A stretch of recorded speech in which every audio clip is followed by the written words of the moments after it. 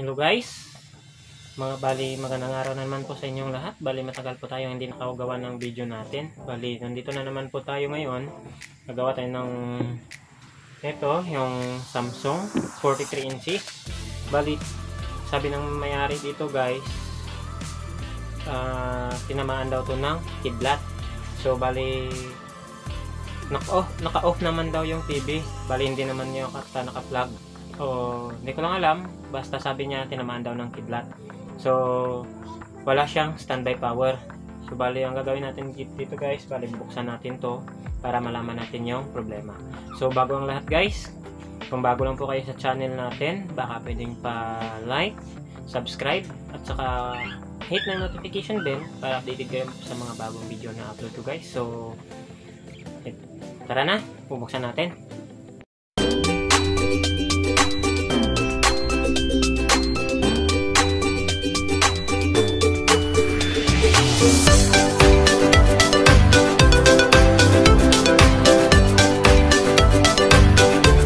So ito guys, bago natin bubuksan to, pa-plug in ko na lang muna para makita natin kung meron ba talaga siyang power indicator.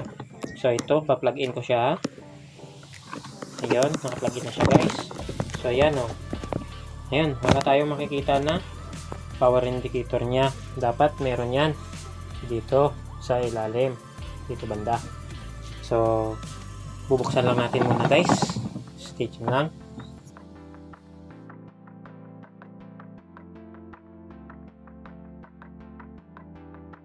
Guys, naka-plug in pa rin yan guys, hindi natin pala natanggal sa plug. Ayan siya. Yung dito banda dapat meron tayong makikitang red lights dyan na palatandaan para meron siyang indicator o yung standby indicator. So bubuksan natin to guys. So pause ko lang muna guys kasi yung cellphone natin ngayon medyo palubat na, kaya pause ko lang, hindi ko muna kukunan ng video. Ito na guys yung laman niya. Ayan, ito yung power supply, yung main board kasama na yung power supply, tapos ito yung Tecon, pero napansin ko guys, baka sa katagalan meron siyang langgam. Ayun, makikita nyo, ayun, binahayan na ng langgam. Baka matagal na itong hindi ginagamit. Ngayon lang yata naisipang paayos. Ayan siya guys. So una nating i-check dito guys yung power supply niya, kung bakit walang standby power indicator. So ito, bago pala yung lahat, ito pala yung model number nito. So ayan, Samsung, kita ba? Ayan na, UA43N5013ER. Yan yung model number niya. Ayan na, Samsung siya guys, 43 inches. So ayan guys, sisimulan na natin ang pag-troubleshoot dito, kung ano ba talaga yung naging problema niya. So linisan ko lang muna siya guys, para pag plug in natin mamaya, wala na tayong maging problema. So yan, pause ko na lang muna guys. Hindi ko napapakita yung ibang gagawin ko dito, yung gaya ng lilinisan ko pagbukas, kasi ano naman yun, yung kadalasan naman na ginagawa ng mga technician. Lahat naman ng mga tech, talagang nililinisan muna yung unit. Saka pagbukas, simple lang din naman yan. Kaya pinupause ko lang muna yun guys, yung mga ganoon. Ayan o, makita nyo meron pang tawag dito, balahibo ng manok. Baka nakastock nga to. So ayan guys, pause ko muna, linisan ko lang na siya guys. Nalinisan na natin. Ayan, nandito na rin yung tester ko, nilagay ko na lang para ready na tayo. So ayan guys, nga natin gagawin dito guys, mag-check muna tayo ng fuse nito or yung voltage nito. Magbo-voltage check tayo sa primary niya. Ito yung power supply. Ito guys, so ano lang yung camera natin. Ayan, ito yung main filter capacitor niya. Ito yung fuse. So una natin gagawin dito guys, magbo-voltage check muna tayo dito sa main filter capacitor natin. So ayan. dito muna tayo magpo-focus ngayon sa primary kung meron ba siyang voltage. So kung wala, balik tayo dun sa fuse, titignan natin kung bakit walang pumapasok na voltahe doon. So bali, pa-plug in ko na lang siya guys. So bali, ito na, plug in ko siya. Ayun, bali naka-plug in na siya guys. Bali, ito yung tester natin. Set natin sa DC. Tapos lagyan natin yung tester dito na lang, patong na lang natin dito. So okay, yan, test natin kung meron siyang voltahe dito. Hoy, bakit ohms? Ayan, DC millivolt. Bali dito tayo sa filter cap nya. So bali, ayan guys, walang pumapasok na voltahe. Bali ano lang siya,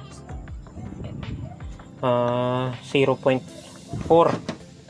millivolts yun guys. Bali walang pumapasok sa filter cap. So kung ganun, baka yung tinamaan nito, kung baka naka-plug in to pero hindi lang siya naka-andar. Bali naka-plug in pa rin siya, kaya nadama yung power supply. So bali yung check natin dito, ayan, bali nag-buzzer tayo. Check muna natin yung diode, yung fuse nya. Ito yung fuse. So bali buzzer natin. So ayan, makikita ba? Ayan, dito tayo kung mag-buzzer siya, kung tumatawid ba yung voltahe sa kabila. Ayun guys, wala, hindi siya tumatawid. So far wala siyang voltahe guys. So naka-buzzer siya guys. Dito muna tayo sa filter cap kung nagbabuzzer ba, kasi hindi naman masisira yung fuse kung walang shorted dito. It's either na itong regulator niya yung short o yung diode niya. So mag-test muna tayo dito sa filter capacitor niya, main filter niya. Ayun, nag-buzzer siya guys. Baliktarin natin. Ayun oh. Ayun. Oh. Oh, nag-buzzer siya guys. Baliktaran na yun ha. Nag-buzzer siya. Oh. Medyo madilim dito. Pasensya na kayo. Medyo madilim sa shop ko. Bali, lipat ko lang muna yung ilaw. So, pause ko lang muna guys para makita nyo kung ano yung ginagawa natin. Makita nyo yung ginagawa ko guys. So, pause ko lang. Lilipat ko lang yung ilaw. So, bali, ayan guys. Nilipat ko lang muna yung ilaw para makita natin kung ano yung tinetest natin. So, bali ito yung filter cap nya, no? Bali yan siya guys. So, shorted na siya. Bali, short yung pag-test natin dito sa paan ng filter capacitor natin, baliktaran, shorted na siya. So, hindi naman kasi bali kung isip natin, hindi naman kasi yung filter cap yung nagsho-short dito. Bali anong tawag dito? Pambihira yung maging dahilan na yung filter capacitor ay magsho-short. Minsan lang yun nangyayari sa filter capacitor.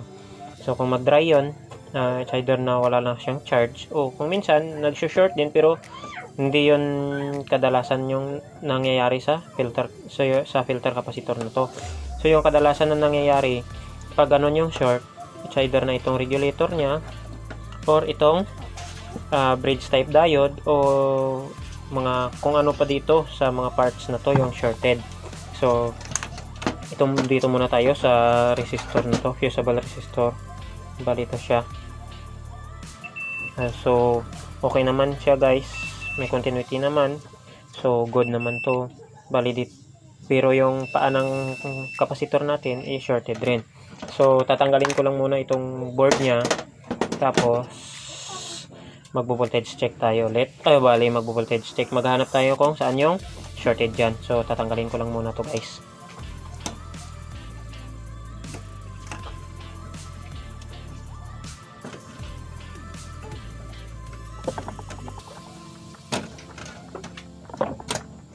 So habang tinatanggal natin to guys, baka naman guys, baka pwedeng pahingi ng suporta nyo guys. Baka pwedeng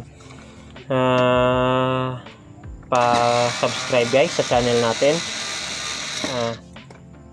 Habang nanonood kayo, baka pwedeng papindot na lang ng subscribe button dyan sa baba. Oh, nahulog pa, natanggal. para naman guys dagdag naman sa ano natin, dagdag tulong na rin ito sa atin, sa channel natin, dagdag subscriber. Baka naman guys. So ito na, natanggal na natin yung power supply nya, yung board nya.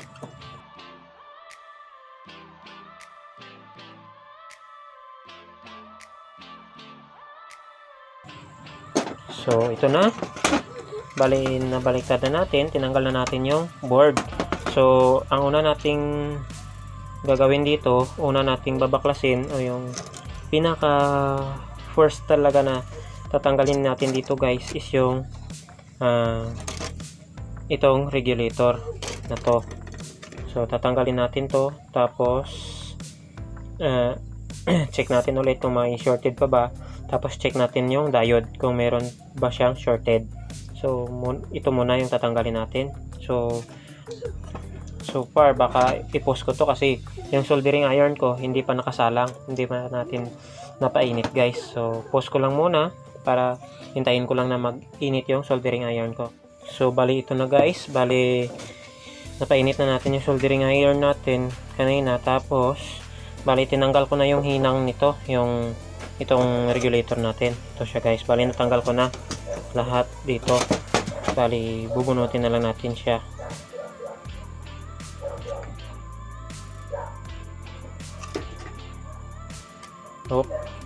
So bali ayan, tanggal na natin siya.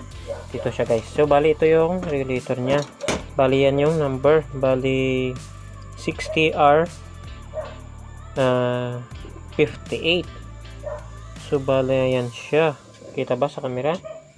Nakalimutan ko So ayan. Kita ba?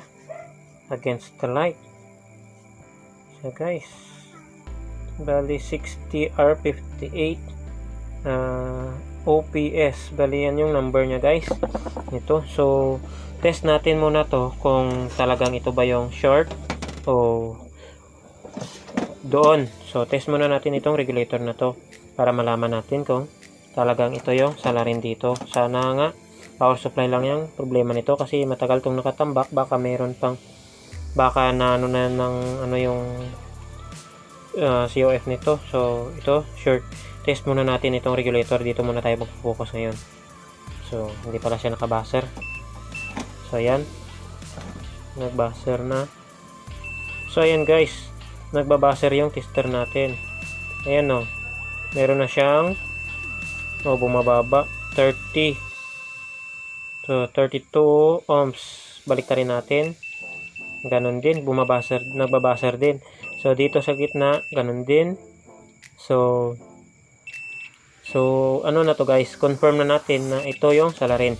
So short talaga yan. So ang problema natin dito guys, kasi wala tayong pamalit dito. Bali yung pag-asa na lang natin dito, it's either na 4 wires or 5 wires yung ipapalit natin. So ito, check natin yung filter cap kanina na short to kanina. Ngayon test natin, ayun. So hindi naman siya shorted. So ayan, normal lang po sa capacitor na magbabaser sa una tapos mamamatay din kasi meron nga siyang charge. So dito tayo sa diode guys. So bali babalik ta rin natin, dito muna tayo sa diode. Bali ito positive side ng diode, naka bridge type kasi ito, positive AC, tapos dito yung negative side. So test natin dito kung meron bang shorted. So far wala naman. Ayun, wala naman guys. Ito sa kabila, ganun din, wala rin guys. So wala, good naman yung diode natin, hindi naman shorted. So bali ito lang yung problema natin ngayon, itong regulator na to. So hindi natin alam, baka mayroon pang nadamay dito, either na itong mga driver nya, ito yung PWM nya, baka nadamay na to. So ang gagawin na lang natin dito guys, baka 5 wire na lang yung gagamitin ko dito. So wala tayong pamalit na regulator nyan, baling 5 wire na lang natin. So kukunin ko lang yung 5 wire ko. Bali check ko muna pala kung yung nandito, kung meron bang shorted. So hindi naman natin to gagamitin guys, kasi pag 5 wire hindi na natin kailangan itong PWM. Bali yung gagamitin, bali yung 5 wire na nandun na yung ano niya, bali dito na lang tayo magko-connect sa octo. Tapos yung 4 na pin na yan, bali gagamitin natin lahat yan. Tapos itong octo. So bali kukunin ko lang yung 5 wire ko guys. Bali dito na tayo. Bali ito na yung 5 wire natin. So bali simple lang naman yung module ng 5 wire na to. Bali maliit lang siya, pero okay naman siya. Bali nagamit ko na rin to dati, pero hindi ko pa nakunan siya ng video. Yung 4 wires ganun din, nagamit ko rin, pero hindi ko rin yung nakunan ng video. Bali meron pa naman akong 4 wires dito, pero ito lang yung choice ko ngayon na gamitin para dito sa 43 inches natin. So bali ito siya guys. Yung green positive side ng hot ground or positive na nga, di ba? Bali positive side ng capacitor natin, yung main filter. Bali dito siya sa yan, harap natin. Bali ito yung negative, dito yung positive sa kabila. Bali ito yung green sa positive side, tapos yung black naman, ito ay nasa negative side natin. Bali hot ground yung black, saka green sa positive side. Tapos itong yellow, bali dito natin yan guys lalagay sa drain ng regulator natin, yung MOSFET natin kanina. Bali dito yan sa drain niya guys. Bali kung hanapin natin, bali dito, bali ito yung drain nito. Ito galing yan sa coil, sa chopper natin, coil ng chopper, yung kabilang dulo. Bali ito naman yung papunta sa ground nya. Bali yan siya guys. So bali ito yung positive pala, yung kabilang dulo, bali yan yung positive din, pero dadaan muna siya sa coil ng chopper natin papunta dito sa drain ng MOSFET. Tapos yung source dito sa ground. Bali yung MOSFET ang magsi-switching para maging easy ulit. So ito yung yellow, ito yung drain. Tapos yung red, bali ito ay papunta din sa dito natin to lalagay guys. Bali dito sa diode na to, meron diode dyan. Bali yung pin ng chopper, ito yung isa papunta sa drain, tapos positive. Tapos yung isa dito ground. Tapos ito yung supply nito, bali dadaan yan dito sa jumper, bali dadaan sa diode, papunta na yan sa PWM natin para bali yung feedback nito. Bali ito yung feedback niya. Tapos ito yung red dito sa positive. Tapos yung white naman, to bali sa pin number 4 ng octo natin. Bali kung titignan natin yung octo natin, bali yan siya guys. Bali ito siya yung octo, kita ba? Bali mayroon siyang parang hole dyan sa taas. Ayun o, pakikita nyo, merong hole dyan na maliit. Bali kung saan yan naka-point guys, yung bali yung butas na yan, bali marking yan. Ito yung number 1, pin number 1. Sa kabila, pin number 2. Sa kabila naman, dito sa kabila, sa hot side, bali ito yung pin number 3 at saka pin number 4. Bali yung pin number 3, nakakonektado yan sa ground. Bali yung pin number 4, dito natin lalagay yung white ng 5 wire natin. Ito siya guys, yung 5 wire. Bali yung pin number 4, dyan yung white. Yung red dito sa positive side ng diode na galing dito sa coil din na feedback. Tapos yung green sa drain, sa positive side ng capacitor pala. Yung yellow sa drain, tapos yung black sa ground. Bali kakabit ko lang guys, tapos papakita ko sa inyo mamaya kung ano yung ginawa natin. So ayan, pause ko na lang muna guys para hindi na masyadong mahaba yung video natin. So bali ito na guys, bali natapos na natin siyang ikabit yung 5 wire natin. Bali yan na nga yung sinasabi ko kanina. Bali ito siya, yung green sa positive side ng filter cap natin, tapos yung black sa negative side. Yung yellow naman sa drain ng tinanggal natin na MOSFET kanina. Bali ito siya, yung yellow, ito yung sa drain. Tapos yung red dito sa bali sa dito siya galing sa feedback ng coil natin. jumper, tapos dito sa diode. Bali dito na siya sa diode guys, dumaan na siya sa diode. Tapos yung white, ito siya sa pin number 4 ng octo natin. So baka bali yung PWM nito, hindi ko lang alam kung gumagana to o hindi na, pero dahil nga sa 5 wire yung pinalit natin dito, bali ito na lang, bali pinutol ko na lang yung line ng octo papunta dito sa PWM, tapos yung supply ng PWM na to galing dito sa positive side. Yan siya, merong resistor dyan na naka-series yung supply nyan. Bali dito siya guys, bali sana yun, sana nga ba yun? Bali yan, ayan, ito yung butas na yan. Ayan, kung makita nyo may butas dyan guys, bali yan siya. Bali ito, dito siya papunta. Bali puputulin ko pa pala to, hindi ko nakalimutan kong putulin yan. Bali, tapos itong dalawa pinutol ko na, yung papunta din yan sa dito sa PWM IC natin. Bali dito siya guys, bali nanggaling siya dito. Yung isa doon, yung positive side ng diode, tapos yung isa, ayan, dumidirekta yan dito. Ayan siya, ito yung direkta, tapos yung isa, ito yung positive. Bali dalawa yan, pinutol ko na para hindi na magko-connect yung PWM natin. Tapos yung supply niya, puputulin ko pa yung galing dito sa positive side. Bali ito yung dot na yan, puputulin natin yan. So bali yan lang guys, very simple lang naman ang pagkabit nito, yung ng PWM na to. Bali yung tatandaan nyo lang, yung green positive ng kapasitor, yung black ground, hot ground guys hot dito sa primary tayo. Tapos yung red dito sa feedback, tapos yung white sa octo feedback coil natin, yung red, pero meron siyang dadaanan na positive na diode. Bali yan siya guys. So bali nakabit ko na rin yung heatsink. Bali tinanggal ko na ito kanina, yung regulator nya. Bali yan siya, tinanggal ko na. Tapos yung 5 wire na lang yung kinabit natin. So bali susubukan natin to guys kung meron na siyang supply. So ito bali lalagay lang muna natin dito, tapos try natin kung magkakaroon na ba siya ng output. Lalagay ko lang to.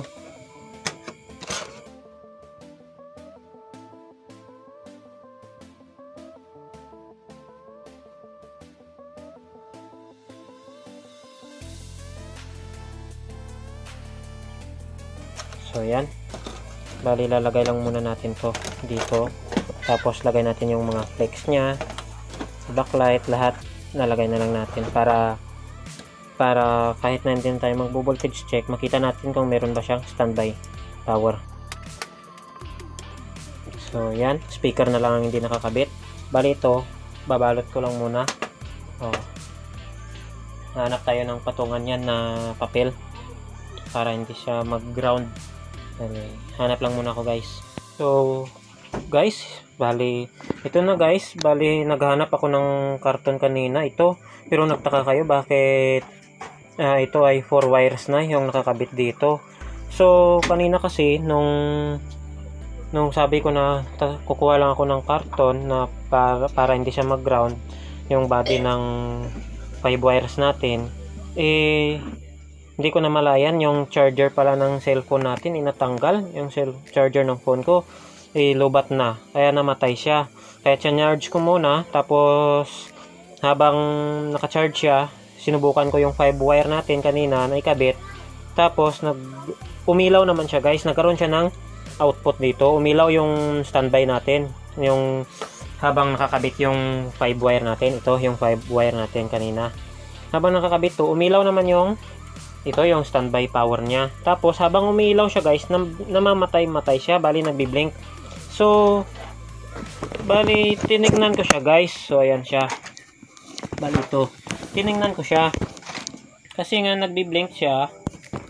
Sabi ko mukhang may problema pa siya, yung standby niya nagbi-blink. So doon ako nagtaka guys. Kasi kung 5 wire, automatic na yung voltage nun eh. Meron siya, kaya nag-voltage check ako, meron siyang 12 volts. Pero nag-fluctuate.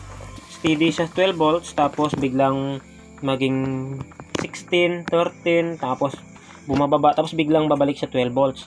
Kaya nagtaka na ako guys. Sabi ko, mukhang may problema pa. Kaya nag-double check ako. Ito guys, bali may SMD siya dito na transistor. Bali ito yung hindi lang ako sure kung ano number nito. Bali ano ba yun? Yung kadalasang number ng mga nakakonek sa ano natin, sa sa octocoupler natin. Bali yung kadalasan kasi diyan na nakakabit ay yung yung SMD na yung 431 na SMD transistor. Bali yun guys, yung nakakabit diyan. Kagaya rin yan dito pala guys. So dito rin yan sa 4 wires natin. Meron diyan transistor. Ito yung 431 nga, TL431A. Bali yan siya guys. Pero dito SMD. Diyan siya guys. Makikita ba? Ito siya. Saan ba yun? Bali, ito. Kita nyo ba? Yan siya guys. Bali, putok siya. Sunog. Bali, itim na talaga siya guys. Yun makikita ba? Ayun siya guys. Dito siya. Yan talagang putok na siya guys. Hindi na talaga makakilala. Ayan Kaya sabi ko, bakit kaya nagbi-blink? Pero meron siyang 12 volts pero nagpa-fluctuate. Kaya nung nag-double check ako, yan yung nakita ko. Kaya instead na 5 wire yung gagamitin ko, ito na lang yung 4 wires. Kasi kung 5 wires, maapektuhan yung octocoupler natin. Kaya ganun yung nangyayari sa supply niya.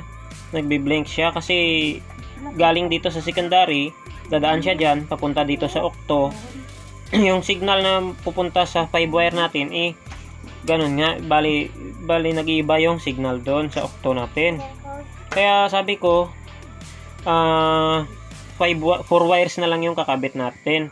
Kaya yan, pinalitan ko na lang siya ng 4 wires. Tapos sinubukan ko na siya, nag-steady na yung dito yung light niya, nag-steady na siya. Pero in-adjust ko muna bago nag-steady ba, kasi bali yung trimmer na yan, sinagad ko siya, bali hininaan ko muna, bali sinagad ko siya sa pinaka 0. Pero pag on ko, meron siyang 4 volts, tapos in-adjust ko siya hanggang sa maabot niya yung 12 volts, bali 12.2. Bali ito yung in-adjust lang diyan, yung trimmer na yan. So bali dito guys, kasi kanina nasabi ko naman yung 5 wire, ganun yung pagkabit. Dito naman sa 4 wires, yung black at saka red, ito yung sa primary natin guys. Yung black, ito yung sa negative side ng capacitor natin, or yung hot ground natin. Tapos yung red naman, ito na yung ito na yung nasa drain ng MOSFET natin. Pero kanina, yung drain ay yung kulay yellow, di ba? Tapos yung red nakakabit pa dito sa positive side ng capacitor natin. Tapos yung yellow, yun yung nasa drain. Pero dito, iba guys. Bali yung black, ito yung sa hot ground. Bali hot ground siya, negative side ng capacitor, filter capacitor natin. Tapos yung red, sa drain ng MOSFET natin. Bali galing yan bali positive side, dadaan yan dito sa coil. Tapos yung dulo ng coil, yan, papunta yan dito sa drain ng ating MOSFET. So dito siya, kaya yan yung positive. Tapos yung yellow, ito na yung sa 12 volts nya, dito yun na nakakabit sa 12 volts. Tapos yung blue, bali yan yung ground, secondary ground na natin yan. Bali cold ground na yan guys. Ayan siya makikita nyo, cold ground yan. Bali yan siya. Tapos ito yung hot ground, yung positive supply nya, yung 12 volts. Kasi yung supply naman ng yung 4 wires ay 5 volts or 5 volts to 24 volts ata. Hindi ko lang talaga hindi ko na tandaan kung ilang volts yun. Pero yun yung cover niya, 5 volts to 24 volts yata yun. Correct me if I'm wrong guys, pa-comment down na lang kung tama ba. So ayan guys, bali simple lang naman itong 4 wires. Yan lang yung connection, yung yellow sa positive, yung ground blue sa cold niya sa secondary nito. Tapos yung sa primary, itong black sa cold sa hot ground, tapos yung red sa drain. So yan lang guys yung pag niyan. Tapos ito naman yung tester, hininang ko to para hindi na siya gagalaw. Hininang ko siya sa diode kasi nakaparallel yung diode na yan. Tapos yan siya guys yung tester natin. So pasensya na, medyo madilim na kasi gabi na dito. Inabot ako ng gabi, nalubat pa yung cellphone ko. Kaya yan. Habang nagbibideo tayo ngayon, bali nakakabit yan sa charger. So bali ito yung 5 wire ayos ko na lang ito mamaya. Yung 5 wire, yung 4 wires pala ayos ko na lang ito mamaya para maging safety din.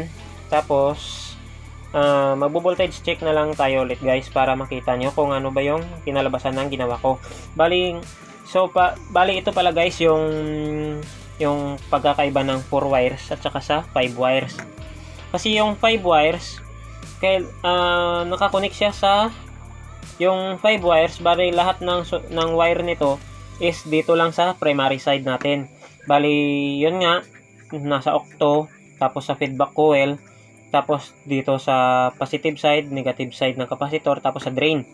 So ito namang 4 wires, dito siya sa ground saka sa drain, tapos sa secondary na yung dalawa rin. So ang pagkakaiba guys, yung 5 wire talagang sa primary lang siya nakafocus.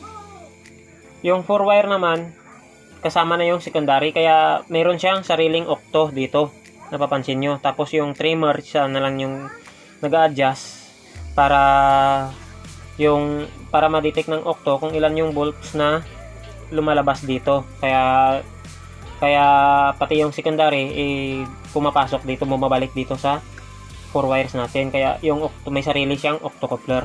So ito namang 5 wire, kailangan yung octocoupler natin is buo pa siya guys. Dapat buo yung octocoupler natin, tapos dapat walang problema dito sa side na to. Pag mayroong problema dyan sa side na yan, ganun nga talaga yung mangyayari, nagbi-blink yung supply natin. Bali kung minsan butingan na lang yung kanina nag-blink yung supply, kadalasan kasi pag mayroong problema yan, baka hindi na siya nagpa-power on, baka wala siyang secondary out supply. Pero kanina napansin ko meron siyang secondary, pero nung tinest ko nagpa-fluctuate siya, patay sindi yung voltage. 11, 12, 13, 14, parang ganun yung supply niya kanina. Napansin ko, bali nag-double check ako, yun nga yung nakita ko kanina, yung SMD transistor na yun. So sa 5 wire kailangan buo yung octo natin. Yung galing dito sa secondary, buo yung octo, kasi walang sariling octo ito, yung 5 wire.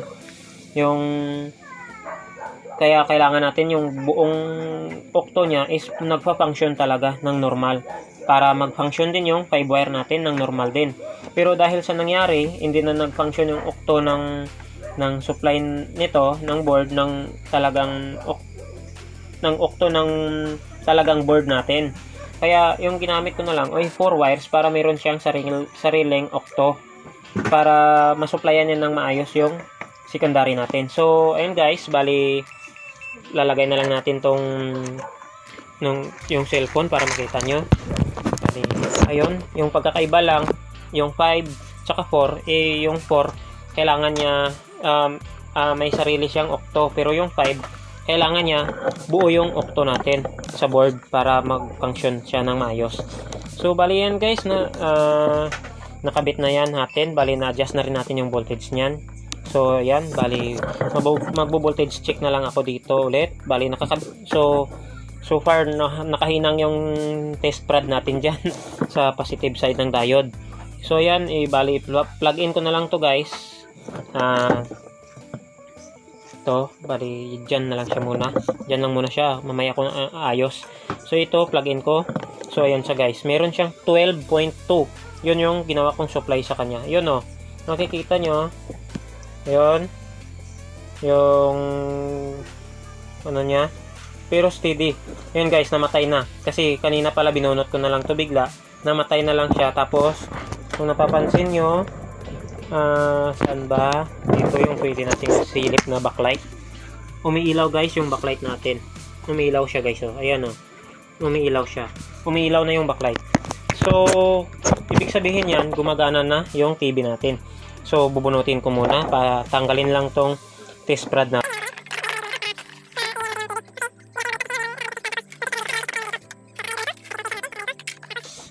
Lahat ng nakagambala dito sa TV natin, bali tatanggalin ko muna para masilip natin guys kung ano yung nangyayari doon sa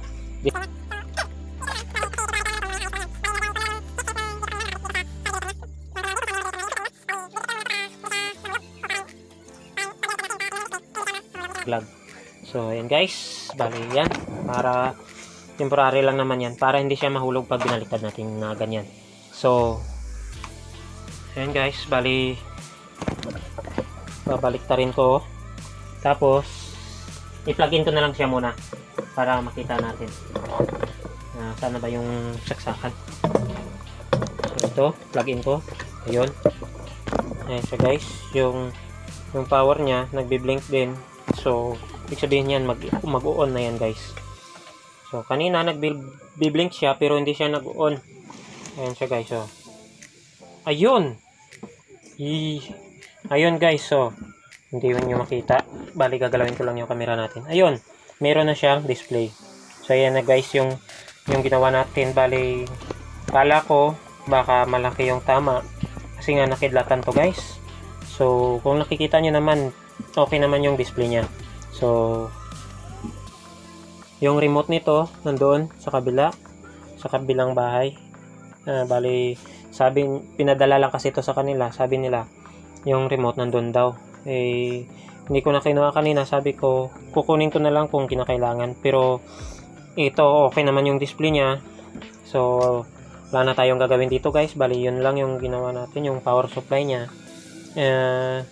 Okay na yung TV natin guys. So ayan guys, no, bali ayos ko na lang to, tapos babalik natin doon sa may-ari. Gabi na kasi ngayon, walang mapaglagyan dito sa bahay kasi maraming dito, mga amplifier.